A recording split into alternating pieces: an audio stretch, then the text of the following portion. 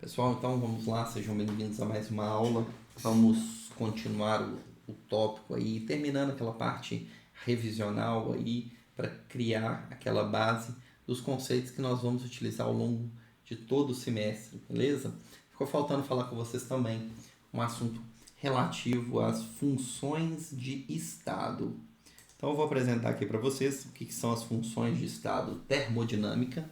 Só que primeiro eu vou pedir aqui a licença poética para vocês, para tentar fazer vocês entenderem esse conceito a partir de uma analogia mais palpável, tá, na nossa realidade.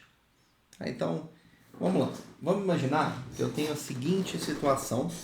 Eu tenho aqui dois mochileiros, ok?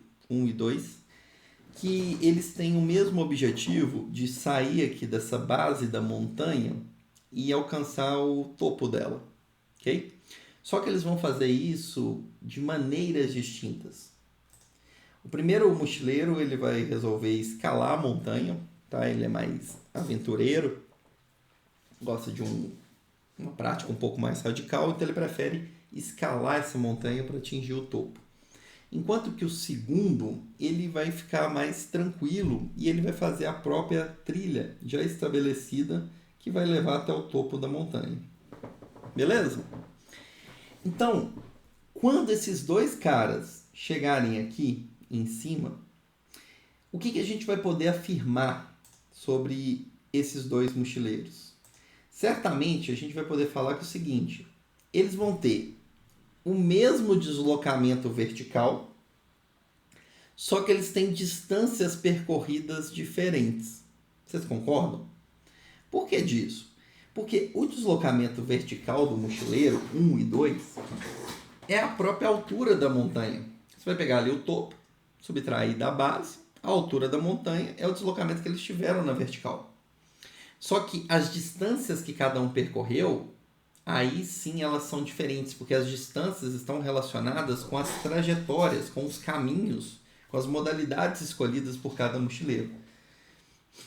Se você quisesse simplesmente saber qual que é o deslocamento vertical deles, em ambos os casos, o deslocamento vertical seria exatamente a altura da montanha.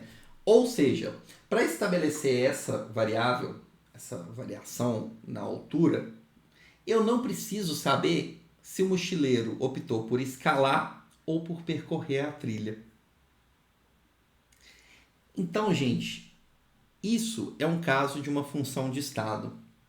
Toda vez que você tem aí uma propriedade que depende exclusivamente do estado final e do inicial, sem que você precise explicitar o caminho pelo qual essa transformação aconteceu, eu estou ali com uma função que a gente classifica como uma função de estado. O deslocamento para o mochileiro é uma função de estado porque ela depende exclusivamente do ponto de início e do ponto de fim. Você não precisa especificar a transformação, a trajetória ocorrida durante essa mudança de estado. Enquanto a distância percorrida, essa sim funciona como uma função de linha ou uma função de caminho. Porque para você falar qual é a distância percorrida pelo mochileiro, você vai me fazer uma pergunta. Você vai falar assim: Bruno, de qual mochileiro você está falando? Do 1 ou do 2? Então, para você responder a pergunta da distância percorrida, qual que foi a distância percorrida em cada caso, necessariamente você precisa conhecer qual transformação ocorreu, por qual caminho ela aconteceu. Tá bom? Se você entendeu isso para funções, para um exemplo mais palpável no nosso dia a dia, vai ficar mais claro agora a gente entender para propriedades mais abstratas como energia, tá bom? Entre outras que eu vou mostrar aqui para vocês. Tá beleza, pessoal? Então, vamos lá. Uma função de estado vai ser uma função que depende, exclusivamente da condição no ponto final e da condição do ponto inicial, sem você precisar explicitar qual a transformação, por qual caminho ela aconteceu. E aí, quando eu tenho uma função de estado, tá bom? A diferencial dela, tá? A grandeza infinitesimal que independe do caminho, ela é chamada de diferencial exata. Tá? Quando você tem uma diferencial exata, é porque você tem uma diferencial de uma função de estado. E quando você tem uma diferencial não exata, é porque você está com uma grandeza infinitesimal de algum parâmetro, ou de alguma propriedade que necessariamente depende do quê? Do caminho, beleza? Então é isso que eu coloquei aqui para vocês nesses slides aqui na sequência. Uma diferencial exata, uma grandeza infinitesimal que não depende, tá? Que independe do caminho que levou à transformação, enquanto que a diferencial não exata é uma grandeza infinitesimal de uma função de linha, de uma função de caminho, de algo que você precisa especificar necessariamente o caminho ou como que aconteceu aquela transformação para que tenha ocorrido aquela mudança de estado. Talvez tenha ficado um pouquinho ainda abstrato, eu vou tentar mostrar aqui para vocês alguns exemplos. Aqui na sequência a gente tem 3 situações em que eu tenho 3 gráficos distintos, mostrando 3 diferentes transformações, mas saindo do mesmo volume V1 e indo para o mesmo volume V2. Vocês estão observando? Aqui, no primeiro gráfico, eu tenho uma transformação, né, um conjunto de 2 transformações de estado, em que eu tenho aqui um resfriamento isovolumétrico, seguindo de uma expansão isobárica. Estão vendo? Na segunda situação, no segundo gráfico, eu tenho o oposto. Primeiro eu faço a expansão isobárica e na sequência eu faço resfriamento isovolumétrico até atingir o ponto 2. Ponto 1 e o ponto 2 são idênticos em todas as transformações. Eu só estou mostrando aqui para vocês 3 maneiras distintas de obter essa mesma transformação de estado. Ou seja, o gás sair daquela situação do ponto 1 e alcançar a situação no ponto 2. Beleza?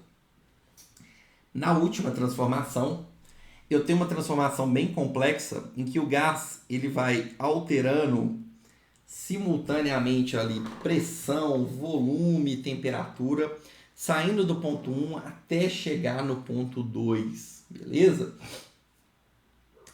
Embora as transformações sejam, os estados inicial e final sejam idênticos em todos os casos, vocês concordam que as transformações são distintas? Né? Elas ocorreram por caminhos diferentes?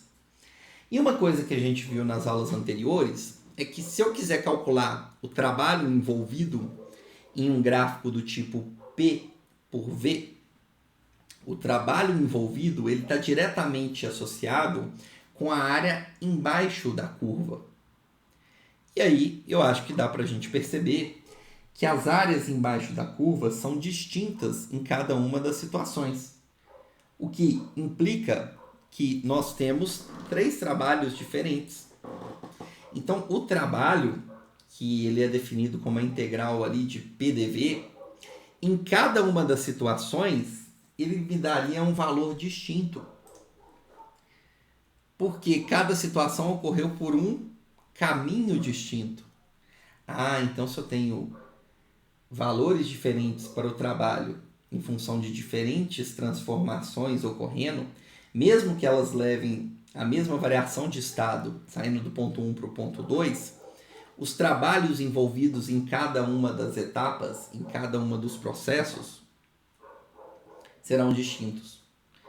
Portanto, repare que trabalho ele funciona como uma grandeza, uma função de caminho, uma função de linha. Porque para você calcular o trabalho durante uma transformação, necessariamente você precisa saber como essa transformação ocorreu. Então, o trabalho é um exemplo, né, de uma função de linha, ok? Então, as transformações A, B e C levam à mesma mudança de estado gasoso, só que ocorrem por caminhos diferentes e aí, consequentemente, eles vão ter valores de trabalho diferentes, tá bom?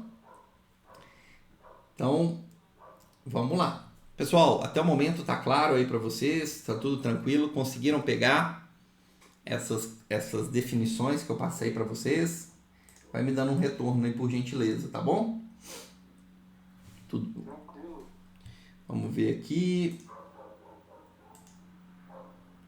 Tudo certo, Brunão, Natan, tudo ok. Então, beleza. Qualquer coisa vocês vão falando aí. Ok. Então, vamos avançar.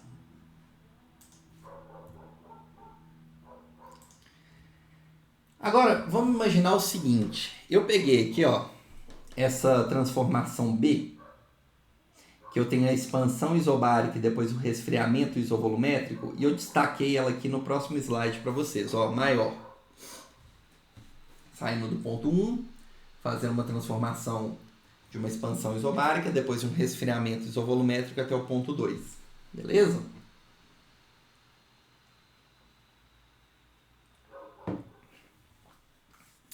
Vamos imaginar aqui o seguinte. Se eu fizesse uma transformação cíclica, o que ocorreria? Peraí, transformação cíclica, Bruno. Estão lembrados da última aula? Transformação cíclica é uma transformação que o estado final ela é coincidente com o estado inicial. Então poderia ter diferentes maneiras de fazer uma transformação cíclica aqui. Só que, se ela é cíclica, depois desse ponto 2, eu teria que dar um jeito de fazer um conjunto de transformações que levasse o meu sistema gasoso novamente ao ponto de partida, que é o ponto 1. A gente poderia fazer diferentes caminhos, né? Um caminho aqui que parece intuitivo de ser feito é um caminho que eu faço agora uma compressão isobárica seguido de um aquecimento isovolumétrico, retornando ao ponto 1. Só que repare o seguinte, quando eu tenho uma transformação cíclica e eu calculasse o trabalho na expansão aqui, ele é diferente do trabalho na compressão. E aí, se eu fizesse a soma, uma área não iria anular com a outra. Eu teria esse valor aqui dessa área em cinza, que é diferente de zero. E aí, quando eu tenho uma função de linha, usualmente, mesmo que eu faça essa função numa transformação cíclica, o meu resultado não vai ser nulo. Mesmo que eu retorne ao ponto inicial. A única maneira de ser nulo seria num caso bem específico, que seria se eu fizesse exatamente o caminho inverso ao chegar no ponto 2, que seria, após esse resfriamento, eu fizesse um aquecimento isovolumétrico seguido de uma compressão isobárica. Aí a área, né, se eu fizesse isso de modo reversível, a área do primeiro conjunto de duas transformações seria coincidente com a área do segundo conjunto. Essas áreas iriam se anular, né, porque a expansão e a compressão teriam o mesmo valor e o sinal invertido. Aí seria o único caso em que uma transformação cíclica daria um trabalho igual a zero. Mas, no geral, se você escolhesse quaisquer outros caminhos, conjuntos de transformações, vocês iriam retornar ao ponto 1, o seu sistema retornaria à condição inicial, só que o trabalho calculado seria diferente de zero. Estou mostrando isso aqui para vocês porque quando a gente tem uma função de linha e a gente integra essa função de linha, o resultado em um ciclo geralmente é algo diferente de zero. Ao contrário de quando eu tenho uma função de estado. Que exemplo de função de estado eu teria aqui? Por exemplo, a pressão. Qual que é a pressão do gás no ponto 1? P1. Tá? Como o gás faz uma transformação toda e retorna ao ponto 1 com a mesma pressão, se você quisesse calcular a variação de pressão no ciclo, ele saiu do ponto 1 e voltou para o ponto 1, a pressão em 1 é a mesma. Então, o ΔP, a variação de pressão, vai ser a pressão inicial menos a final, dois valores idênticos, e sempre que você tem uma função de estado, Como a função de estado só depende da condição final e inicial, que são idênticas, a variação da função de estado ao longo de um ciclo necessariamente é nula. E aí eu coloquei para vocês alguns exemplos de função de estado termodinâmica e de funções de linha, tá? A pressão é uma função de estado, o volume também, a temperatura, condições ali do gás, que são funções de estado, e, portanto, as variações, para você calcular a variação de temperatura, variação de volume, variação de pressão de um gás, pouco importa se o gás expandiu isotermicamente, adiabaticamente, se comprimiu, não importa. Basta você ter as condições da pressão, da temperatura e do volume no início e no fim. Já outras funções, outras propriedades, como trabalho, calor, para você calcular o tanto de energia que foi liberada ou absorvida na forma de calor e trabalho, não basta eu ter as condições do sistema no início e no fim. Eu tenho que saber se, durante essa transformação, o sistema expandiu, e se ele expandiu, foi de qual modo, e foi reversível, e não foi. Por quê? Dependendo da maneira com que o sistema está se transformando, essas propriedades mudam, ok? Essas energias liberadas e absorvidas mudam. Então, calor e trabalho seriam exemplos de funções de caminho ou funções de linha. Beleza? Pessoal, me dá um retorno aí, vê se vocês entenderam. Ficou bem claro? Entenderam o que é uma classificação de uma função de estado, o que é uma função de caminho e os exemplos termodinâmicos dessas funções? Sim ou não?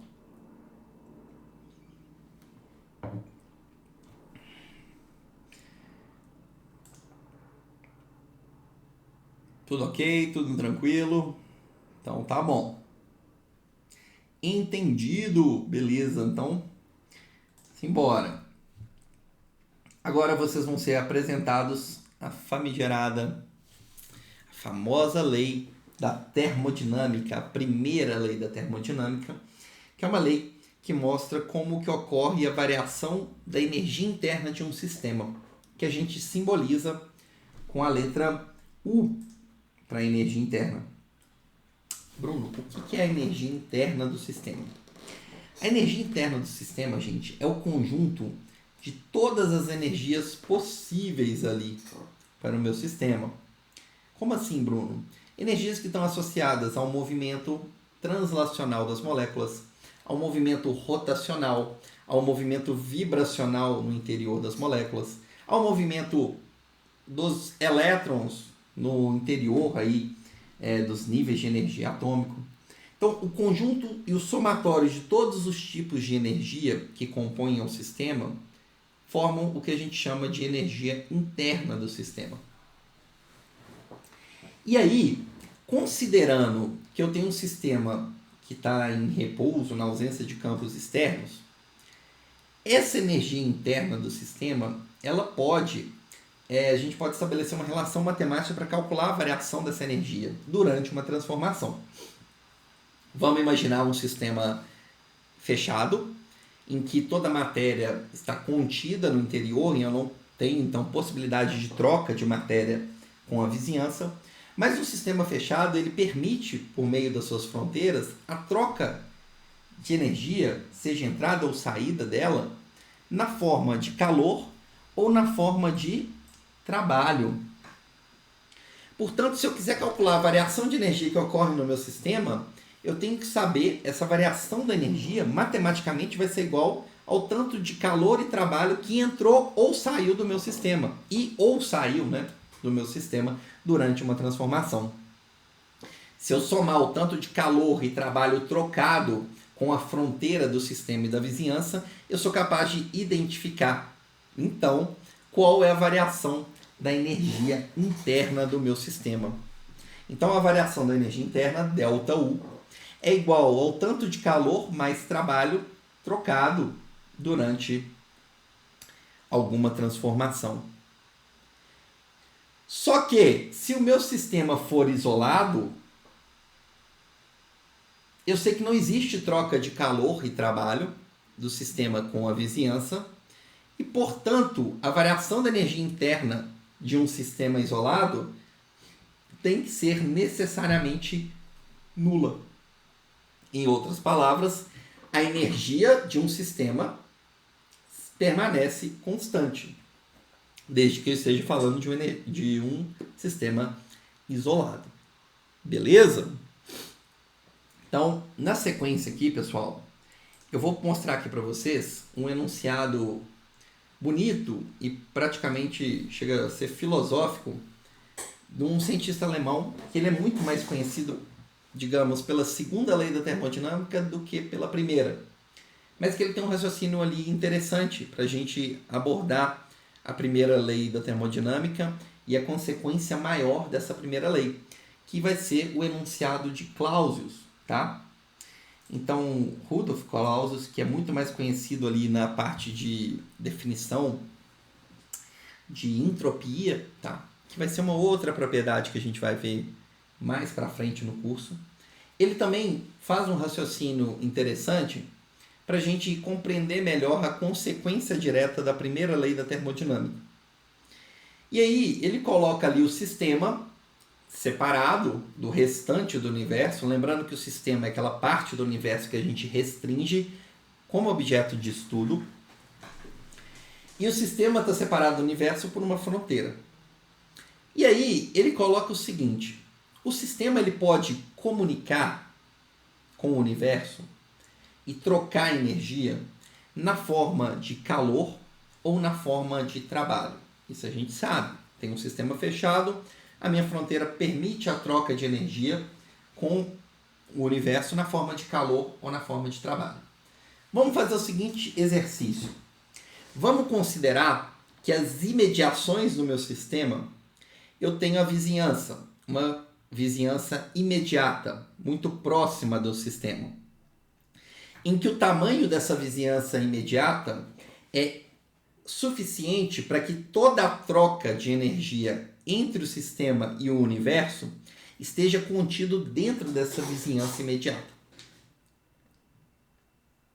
Entenderam?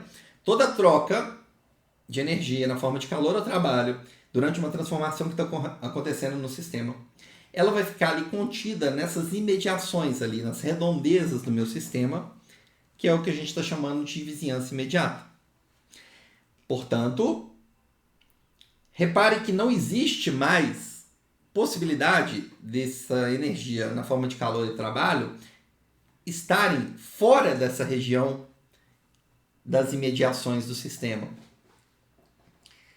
Repare que agora eu criei um novo sistema, que é formado pelo sistema original mais as imediações, mais a vizinhança imediata. E vocês estão reparando que esse novo sistema, ele não troca energia com o universo?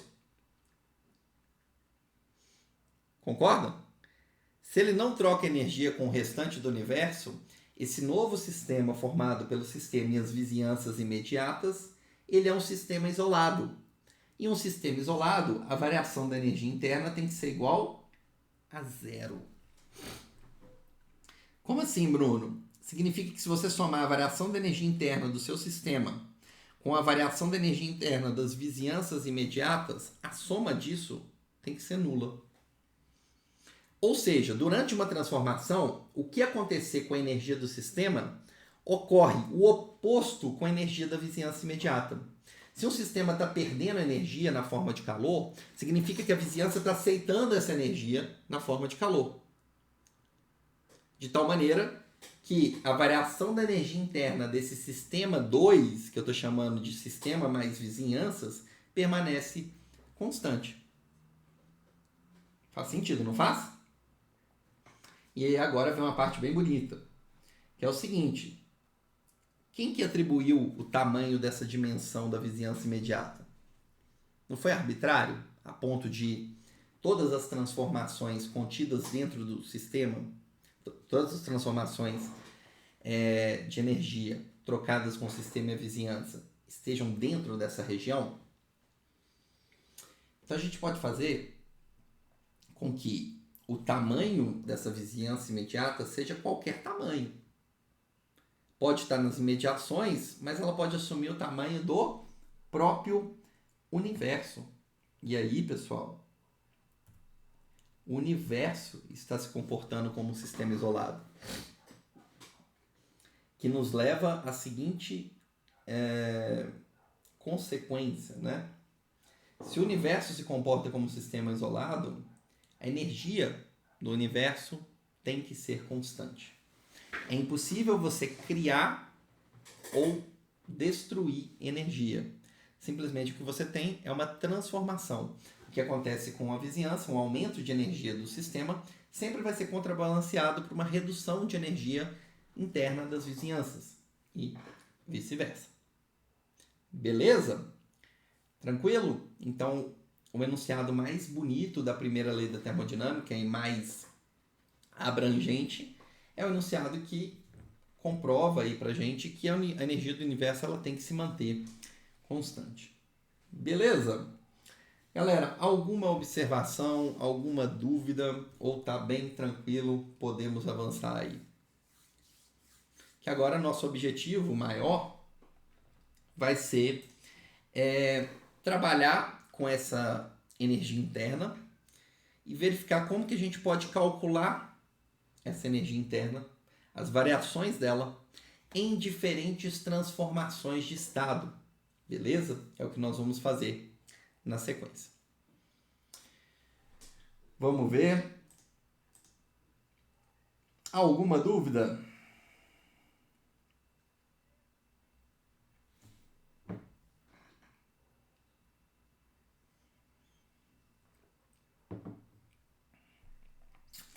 Tudo certo, né? Beleza, então. Vamos avançar, falar um pouquinho sobre as considerações gerais da variação da energia interna. Tá bom?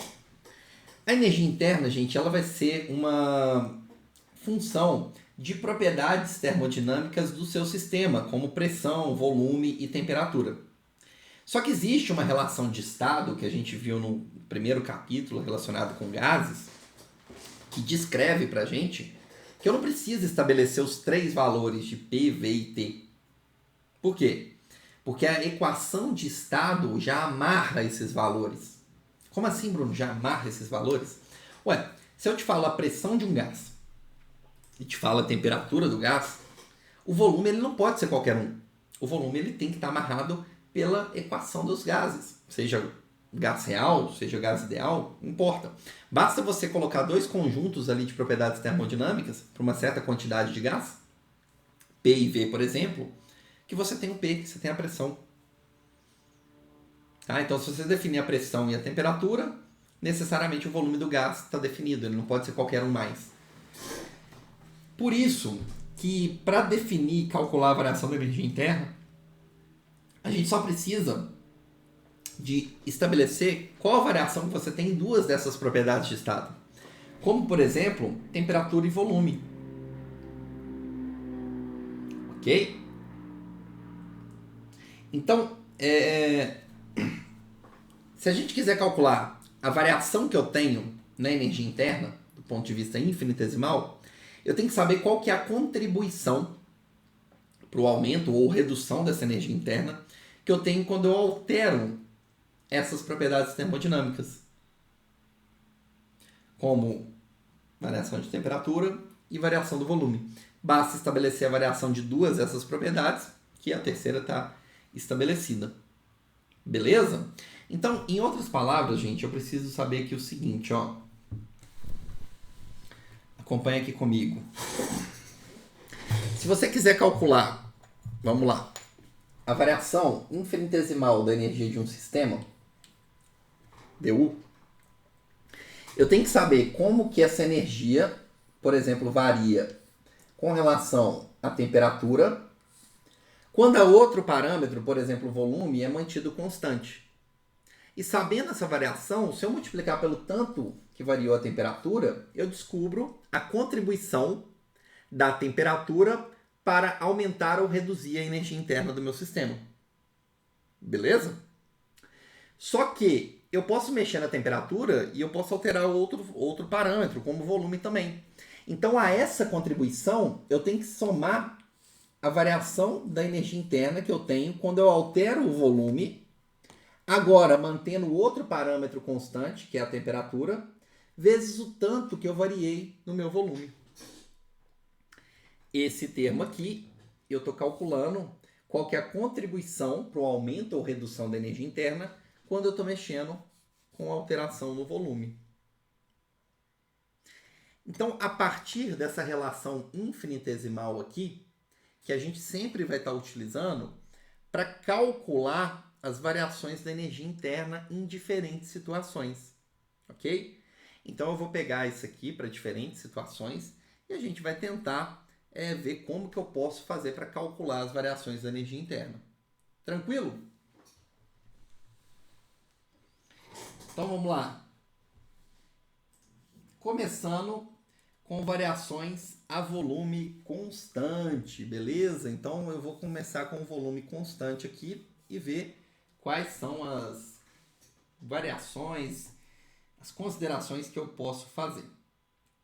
Então tá. A volume constante, eu posso calcular a variação da energia interna igual a essa relação infinitesimal que a gente acabou de ver, que mostra aí, né, uma contribuição, né, da energia interna proporcional, diretamente proporcional, tanto à variação de temperatura quanto à variação do volume. E a primeira lei da termodinâmica também implica para a gente o seguinte: a primeira lei da termodinâmica mostra para a gente que dU é igual a dQ mais dW. Beleza. Porém, a gente pode inferir o quê? A volume constante, tanto o trabalho quanto o dV é igual a zero.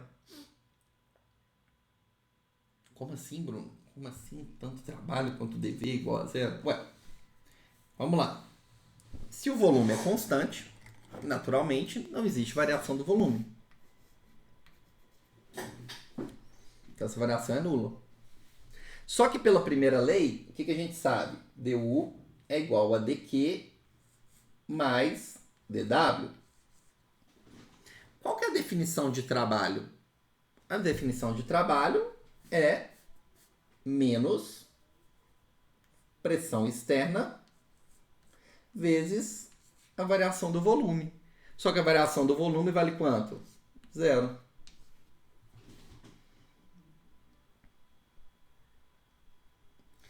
Ok? Então, a variação da energia interna vai ser igual ao calor envolvido no seu processo. dU é igual a dQ.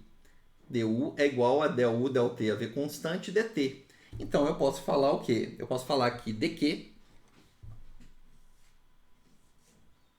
é igual a dU, ΔT, a V constante, dt.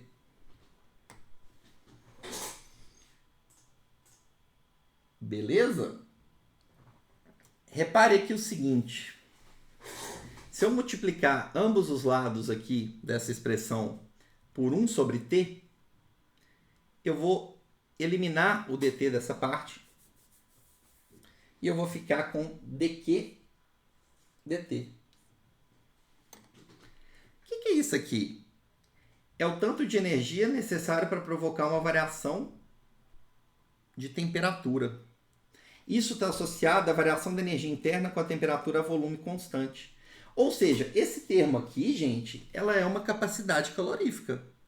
Porque é o tanto de energia que você precisa fornecer ou retirar do sistema para alterar a sua temperatura. Só que como essa capacidade calorífica é numa situação a volume constante, a gente fala que essa derivada aqui, ó, batiza ela de CV. Por que CV? Porque é uma capacidade calorífica de um processo aqui a volume constante. Então, esse primeiro termo aqui, ó, dU ΔT a V constante, isso é a capacidade calorífica do sistema a volume constante.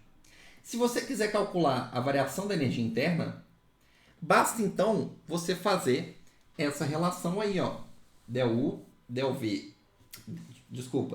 igual a CV dt, okay? No lugar da derivada, eu substituir pelo termo CV, E aí, se eu quiser calcular a variação total durante a transformação, não só a variação infinitesimal, eu tenho que fazer a integração, saindo de uma temperatura T1 e indo até uma temperatura T2. Assumindo que nesse intervalo aí a capacidade calorífica não altere com relação à temperatura, eu posso remover ela da integral. E aí eu fico com a du igual a CV integral de dt, avaliada nos limites de T2 menos T1, T2 e T1, né? Integral de dt é t, T2 menos T1 é o ΔT. Repare que quando eu estou com um processo a volume constante, a variação de energia interna vai ser diretamente proporcional e um reflexo da variação de temperatura de um sistema. Beleza? Sempre que você quiser calcular a variação da energia interna, basta você pegar a capacidade calorífica e multiplicar, você vê, capacidade calorífica, volume constante, e multiplicar pela variação de temperatura. Pessoal, me dê um retorno aí, se está tudo tranquilo, se vocês acompanharam e se podemos ir avançando.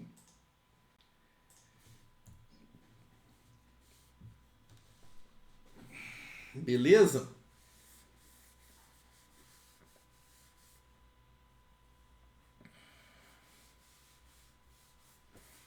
Tudo certo? Vamos ver aqui o chat. Tranquilo, tranquilo. Estão pegando aí, né? Então, ótimo. Então, beleza. Vamos continuar aí. Vou dar uma aplicação aqui para vocês. Fala, Bruno, tem como eu fazer a medida da variação da energia interna no laboratório? Eu poderia, gente, fazer sim essa medida considerando a utilização de uma bomba calorimétrica diabática, de um calorímetro, tá? Em que eu vou poder calcular a variação da energia, tá? Conhecendo, obviamente, a capacidade calorífica aí do meu aparato experimental, do meu recipiente, tá? E medindo a variação de temperatura que ocorre durante uma transformação. Tá? Então, por exemplo, vamos imaginar que eu tenho aqui um calorímetro com volume bem específico, ok? Eu sei exatamente ali o volume, a transformação que vai acontecer com o meu sistema é a volume constante. E eu coloque, por exemplo, uma amostra no interior desse calorímetro e eu queira, por exemplo, medir ali o que vai acontecer durante uma transformação. Pode ser uma reação química, pode ser um fenômeno físico, tá? Imagina que você tem uma amostra que é um combustível, você tem ali aqueles condutores de ignição que vão provocar uma centelha, no interior você tem oxigênio, fogo, comburente, combustível, você vai ter uma reação de combustão, que é uma reação que vai liberar energia, tá bom? Como que funciona esse calorímetro e por que ele está chamado de bomba calorimétrica adiabática? Bruno, adiabático não tem calor e você quer medir aqui variação de energia interna com o calor? Não estou entendendo muito bem. Galera, a questão dessa bomba calorimétrica ser denominada adiabática é porque durante a operação você precisa garantir a adiabaticidade da fronteira, que é essa fronteira aqui, ó, esse recipiente. Esse recipiente, ele precisa não receber energia e nem perder energia para as vizinhanças. Porque você concorda que se você está absorvendo ou perdendo energia para as vizinhanças, a variação de temperatura que você está medindo no seu sistema, ela não vai ser bem a variação de temperatura real que deveria ser medida. Afinal de contas, ou a energia está sendo perdida ou ela está sendo recebida. Então, esse calorímetro, por exemplo, ele é imerso, né? Ele tem ali no seu princípio de funcionamento esse recipiente imerso num banho-maria, tá? Em que você pode ajustar a temperatura do banho, controlando essa temperatura e mantendo ela coincidente com a temperatura interna de onde está acontecendo o seu processo. Como assim, Bruno? Funciona mais ou menos o seguinte. Durante o processo, imagina que eu tenho uma combustão, então eu teria um processo que libera energia. Para essa energia não se esvair, não ser dissipada para a vizinhança, o que pode ser feito? À medida em que a temperatura aqui do meu sistema vai sendo aumentada, a temperatura do banho acompanha. Você controla a temperatura do banho, você fornece energia para controlar. Se essa temperatura vai aumentando e a temperatura do banho está sempre igual à temperatura interna, a variação de energia ali, ó, a energia que está sendo liberada, ela não vai se dissipar para as vizinhanças. E ela vai ser responsável por aumentar diretamente a temperatura interna do seu sistema, que você vai medir com um termômetro também aqui no interior, ok? E aí, a variação de temperatura vezes a capacidade calorífica do seu aparato vai te dar exatamente o tanto de calor que foi liberado nesse processo de combustão, que será coincidente a volume constante com a variação da energia interna desse seu sistema durante, por exemplo, essa reação química que eu exemplifiquei. Tá? Então, o termo adiabático não é porque não está sendo liberado nem absorvido calor, é porque o aparato experimental tem que trabalhar com a fronteira adiabática, para você garantir que essa energia absorvida ou liberada no interior do sistema fique retida ali dentro e ela seja diretamente responsável pela variação da energia interna do sistema. Beleza? Então é um exemplo que a gente pode utilizar aí para os cálculos aí de variação de temperatura, tá? Variação de energia interna a partir das medidas de variação de temperatura em processos a volume constante. Perfeito? Qualquer coisa o pessoal vai dando um grito aí, tá bom? A ideia é ir avançando, mas sempre garantindo a compreensão dos conceitos aí para vocês. Agora deixa eu explicar um pouquinho melhor sobre essa capacidade calorífica, tá? Eu não sei se vocês lembram do conceito de propriedade extensiva, mas essa capacidade calorífica que eu falei para vocês agora, ela é uma propriedade extensiva. Propriedade extensiva é aquela propriedade que depende da quantidade do seu sistema, do tamanho do seu sistema. Okay? Então, ela não é constante, ela muda em função da quantidade e do tamanho do sistema que você tem. Imagine que eu tenho 3 copos contendo água, um copo com aproximadamente 1/3 do seu volume ocupado por água, um copo 2 com cerca de 2/3 do seu volume ocupado com esse líquido, e um copo 3, que seria um copo praticamente repleto de água. É natural eu falar que a capacidade calorífica a volume constante desses copos é diferente. E ela vai aumentando à medida que eu saio do copo 1 e vou na direção do copo 3. Como assim, Bruno? Vai aumentando? Ué, porque a capacidade calorífica não é o tanto de energia, por exemplo, que você precisaria fornecer para a água no interior do copo para elevar a temperatura dela. Só que aonde você tem menos água, você precisa fornecer menos energia. Quanto maior a quantidade de água, mais energia eu tenho que fornecer para alcançar a mesma variação de temperatura. Não é verdade? O que é mais fácil? Você aquecer a água no interior de uma panela, no fogão, ou elevar a temperatura de uma água de uma piscina olímpica para a mesma temperatura da água da panela. Aonde eu tiver mais água, naturalmente eu vou precisar de muito mais energia. Por isso que a capacidade calorífica ela é sim uma propriedade extensiva. Ok? Diferentemente de quem? Do calor específico. O calor específico que a gente simboliza também com a letra C, só que com a letra C minúscula, ela é uma propriedade intensiva porque ela depende exclusivamente do material. O calor específico da água tem um certo valor. Ok? Então, não importa se é o copo 1, 2 ou 3. O calor específico é exatamente o mesmo. Porque o calor específico, ele já considera a capacidade calorífica dividido pela quantidade de matéria ou, por exemplo, de massa. A capacidade calorífica específica, pega a capacidade calorífica, vocês também conhecem como capacidade térmica, e divido pela massa do meu sistema. Então, no copo 3, de fato, eu tenho uma capacidade calorífica maior, Só que eu tenho uma massa 3 vezes maior. Então o calor específico se mantém o mesmo do copo 1, que eu tenho 3 vezes menos massa, mas eu preciso de 3 vezes menos energia também. Então o calor específico, esse sim é uma propriedade intensiva e depende exclusivamente do meu material, tá bom?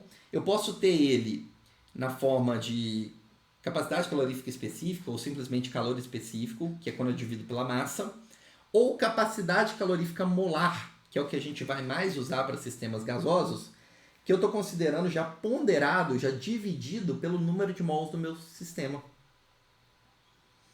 Então, se eu tenho um sistema gasoso com 5 mols, eu vou ter naturalmente ali uma capacidade calorífica 5 vezes maior. Só que quando eu pego e divido pelo número de mols, eu estou tendo sempre ali a mesma quantidade de energia para elevar a temperatura para cada mol. Então, já tenho uma propriedade que é intensiva. Certamente vocês já viram os efeitos e as diferenças desse calor específico, porque se você já tiver a oportunidade de pisar na areia, numa praia, em um dia muito quente, o que você percebe? Na hora que você coloca o pé no solo, né, você vê ali claramente, a sua primeira reação é correr em direção a um ambiente de maior calor específico, que no caso é o oceano. A diferença de calor específico entre a areia e a água é tão grande que a gente vê a diferença de temperatura gritante entre esses dois materiais. E ambos estão recebendo a mesma radiação, a mesma energia. Só que você precisa de muito menos energia, cerca de 10 vezes menos energia, para fazer a mesma variação na temperatura da areia em comparação com a água. O que é o calor específico? Não é, gente? A gente viu que... Vou colocar aqui para vocês, ó. O calor a volume constante, ele está relacionado com o quê? Com a capacidade calorífica, né? A variação da energia interna, que é igual ao calor a volume constante. Basta pegar a capacidade calorífica do meu material e multiplicar pela variação de temperatura. Mas a gente viu que esse CV aqui, ele é igual a massa vezes o calor específico. O calor específico é CV dividido por M. Então CV é M vezes Czinho, ΔT.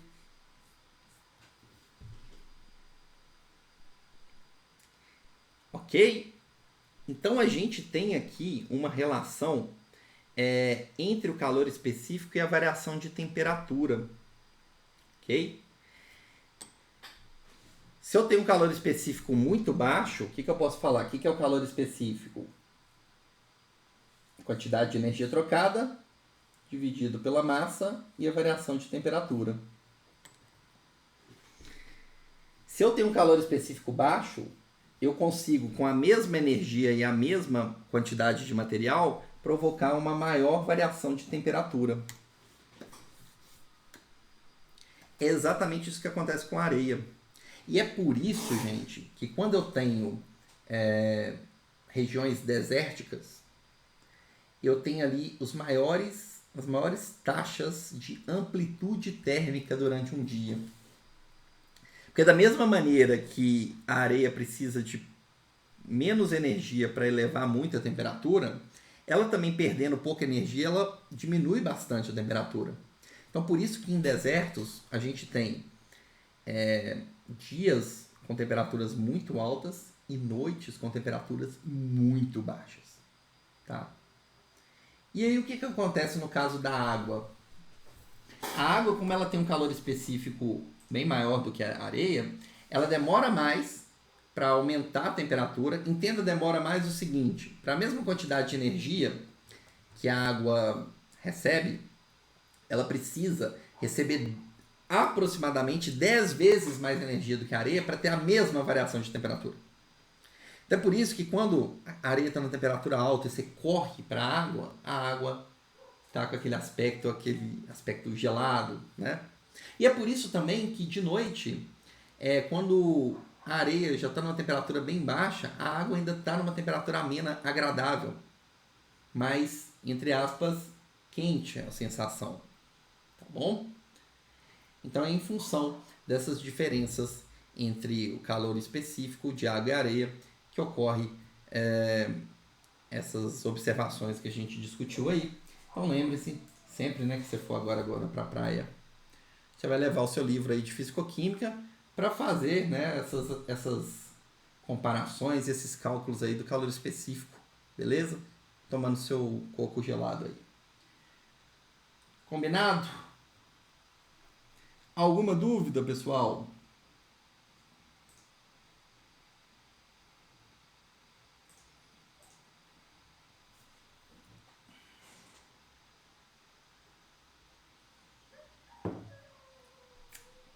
Vamos lá.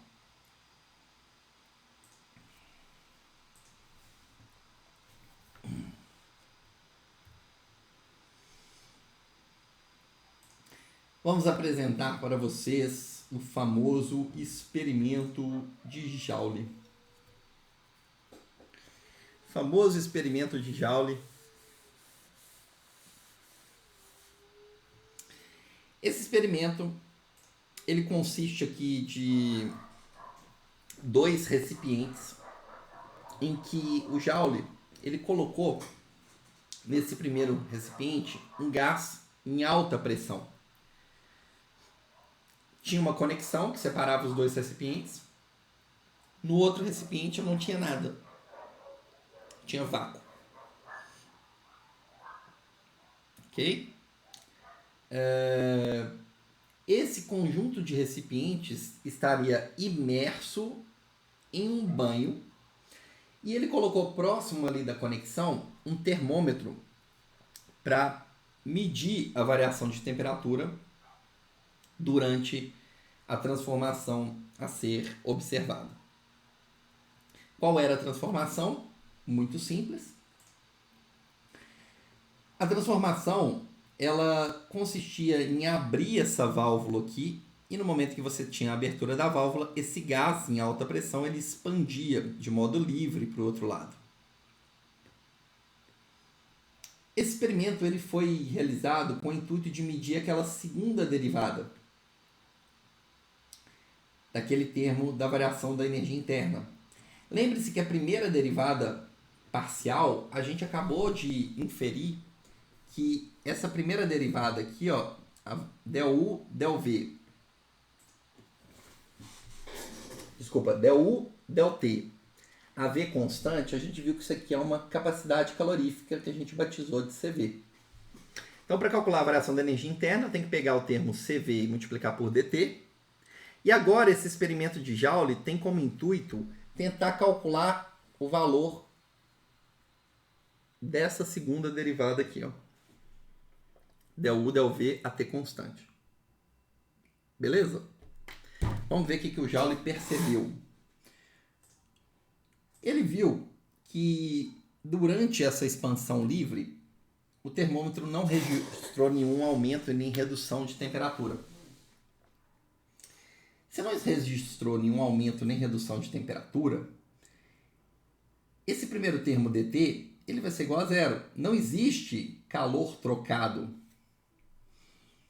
durante o processo do sistema com a vizinhança, porque nem o banho, se o banho não mudou a temperatura, o banho nem absorveu e nem liberou energia. Então, essa primeira expressão aqui, o dq vale zero. Não teve variação de temperatura, dt vale zero. Bruno, mas por que você colocou aqui que o trabalho vale zero? Não é uma expansão livre? Trabalho. O que é o trabalho? É menos pressão externa vezes a variação do volume. Ah, tá. Qual que é a pressão externa? O gás expandiu contra qual pressão? Quem estava do outro lado ali do sistema? Nada. Ah, então a pressão externa vale zero. E, portanto, o trabalho também vale zero. Pela primeira lei, ΔU é Q mais W. Só que o Q vale zero, porque não teve alteração de temperatura. E o W também vale zero. Então, significa que dt vale zero. Esse termo aqui eu cancelo. A variação de energia interna, ΔU, é igual a zero. Ok? Beleza? Então, eu posso falar o seguinte.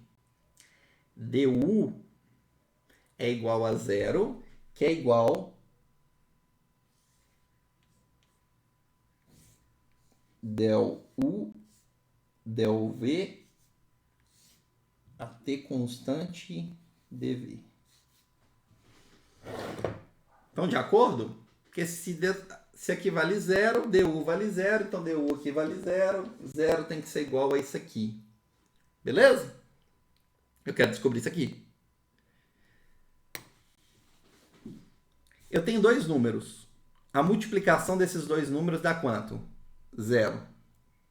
Quando eu tenho dois números e eu multiplico eles e a resposta é zero, o que eu posso falar?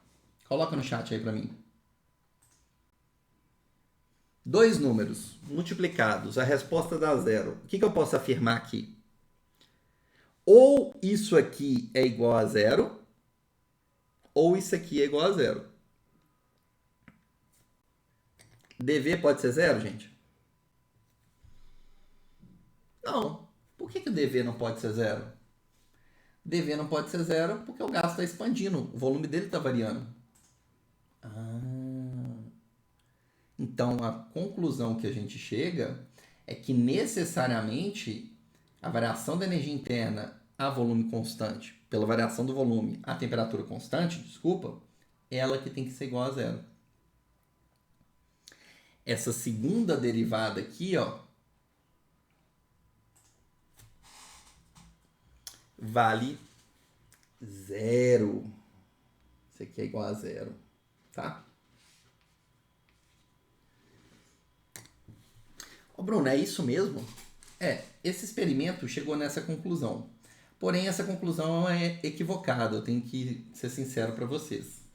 Ela tem uma validade da variação da energia interna ser independente do volume apenas e se e somente se eu estiver considerando gases ideais. Aí faz sentido. Por que aí faz sentido? Porque se eu estiver considerando gases ideais, os gases ideais eles não interagem, não é isso? As moléculas. Então, se a molécula está próxima ou se ela está distante, o que se impacta na energia? Nada, porque se eles não interagem, a molécula pode estar próxima, pode estar distante, que isso não muda nada em termos da energia do gás. Então, para gás ideal, isso está perfeito. A variação da energia interna com o volume, a temperatura constante, é nula. Ah, tá. Mas o gás ideal não existe. O Thomson fez um experimento real. Por que ele não concluiu isso?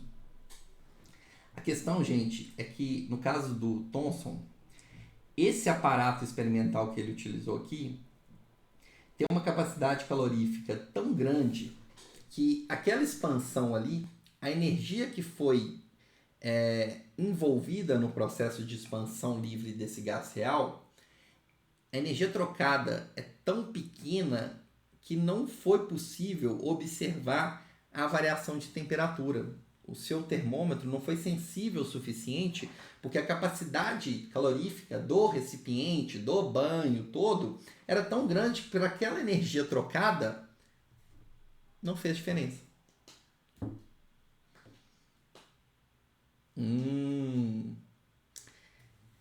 Mas e se o gás fosse real? Se o gás fosse real, aí muda um pouco. Beleza? Vou colocar aqui para vocês essa situação. Então vamos lá, ó. Só um momento. Experimento aqui. Opa, foi. Então vamos lá. Beleza. Se o gás fosse real, o que eu teria? Bem, primeiro a gente viu que para gases ideais, né, eu teria a seguinte situação, né? Um gás ideal independente, se o gás for perfeito, independente do volume, a energia interna não mudaria. Beleza? Ah, beleza, a energia não muda. Por que não muda? Porque as moléculas não interagem.